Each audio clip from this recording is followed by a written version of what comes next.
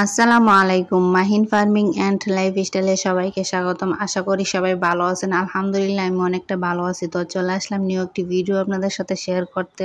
আজকের ভিডিওতে আমরা জানবো মুরগির ভয়ঙ্কর রানীক্ষেত রোগের লক্ষণ, করণীয় এবং চিকিৎসা কি। মুরগির ভয়ঙ্কর একটি রোগ হলো রানীক্ষেত রোগ। রানীক্ষেত রোগের 5টি লক্ষণ। 1 নাম্বার হচ্ছে মুরগি প্রচুর ঝিমাবে এবং দুর্বল হয়ে পড়বে, মুরগি নড়াচড়া কম করবে। 2 নাম্বার হচ্ছে মুরগি খাওয়া দাওয়া ছেড়ে দিবে। 3 নাম্বার হচ্ছে মুরগি ঘন ঘন মারা যাবে। 4 নাম্বার হচ্ছে মুরগি পশমগুলো দাঁড় করিয়ে রাখবে। 5 নাম্বার হচ্ছে মুরগির পায়খানায় ভিন্নতা থাকবে। রানীক্ষেত রোগের করণীয় এবং চিকিৎসা কি। 1 নাম্বার হচ্ছে আক্রান্ত মুরগি সরিয়ে ফেলতে হবে। 2 নাম্বার হচ্ছে সুস্থ মুরগির লিটার সমূহ পরিবর্তন করতে হবে।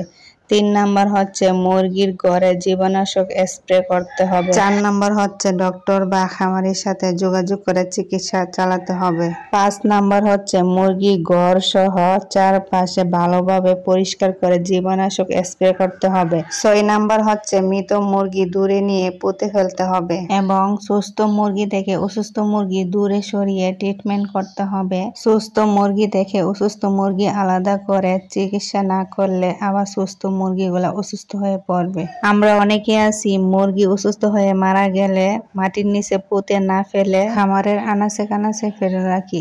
এই আক্রান্ত মুরগি থেকে আমাদের সুস্থ মুরগি আবার আক্রান্ত হয়ে অসুস্থ হয়ে পড়ে। তাই আক্রান্ত মরা মুরগি মাটির নিচে পুঁতে ফেলতে হবে আর সুস্থ মুরগি থেকে অসুস্থ মুরগি আলাদা করে চিকিৎসা করতে হবে। সুস্থ মুরগি অসুস্থ মুরগির সাথে রেখে চিকিৎসা করলে সুস্থ মুরগিগুলা আবার অসুস্থ হয়ে পড়বে, কারণ অসুস্থ মুরগির শরীর থেকে ভাইরাস গিয়ে সুস্থ মুরগির শরীরে আক্রমণ করবে, তারা আবার অসুস্থ হয়ে পড়বে। তার জন্য সুস্থ মুরগি থেকে অসুস্থ মুরগি আলাদা করে চিকিৎসা করতে হবে। আমরা এই ভিডিওর মাধ্যমে জানলাম রানীক্ষেত রোগের 5টি লক্ষণ, রানীক্ষেত রোগের চিকিৎসা করণীয় কি। আমাদের মুরগিগুলোকে রানীক্ষেত ভ্যাকসিন দিতে হবে 40 দিন পর পর। রানীক্ষেত ভ্যাকসিনটা দেওয়ার কারণ হচ্ছে আপনার মুরগিগুলা সবসময় সুস্থ থাকবে ইনশাল্লাহ।